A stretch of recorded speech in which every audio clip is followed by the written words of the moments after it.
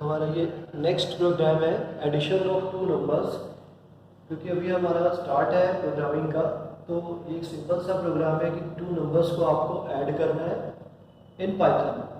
तो दो नंबर है और उनको ऐड करना है और रिजल्ट को हमें थर्ड नंबर में स्टोर करना है। फॉर्मूला हम लिख लेते हैं पहले, c is equal to a plus b. A और बी हमारा इनपुट रहेगा और सी हमारा आउटपुट रहेगा।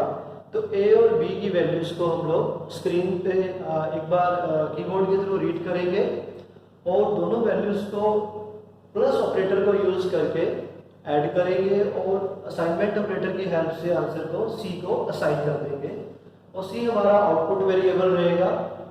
सी में क्योंकि आंसर स्टोर्ड है तो सी को हम प्रिंट करेंगे। तो शुरू करते हैं प्रोग्राम को। तो सबसे पहले ए को रीड करना है, तो आपको लिखना है a is equal to int input. इसी तरह से b is equal to int input. इससे क्या होगा, ए और बी की वैल्यू रीड होगी कीबोर्ड के थ्रू। अभी इन दोनों वैल्यूज को हमें ऐड करना है, तो हम लिखेंगे c is equal to a plus b. A और बी की वैल्यू को हमने ऐड कर दिया, सी में आंसर को स्टोर कर दिया है। अब हमें जरूरत है आउटपुट स्टेटमेंट की। तो पाइथन में आउटपुट स्टेटमेंट क्या है, हमारा प्रिंट स्टेटमेंट है। तो हम प्रिंट में लिखेंगे सी प्रिंट सी, बस इतना ही है।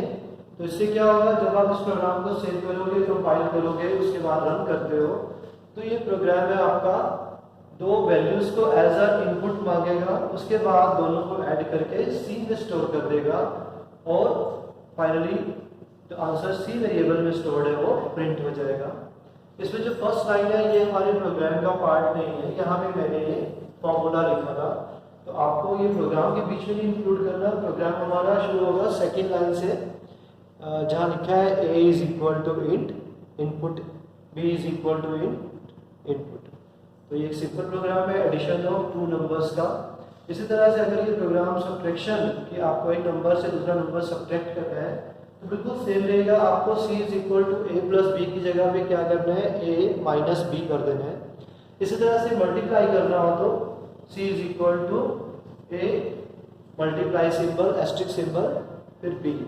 तो आपका मल्टीप्लिकेशन ऑफ टू नंबर्स का प्रोग्राम बन जाएगा।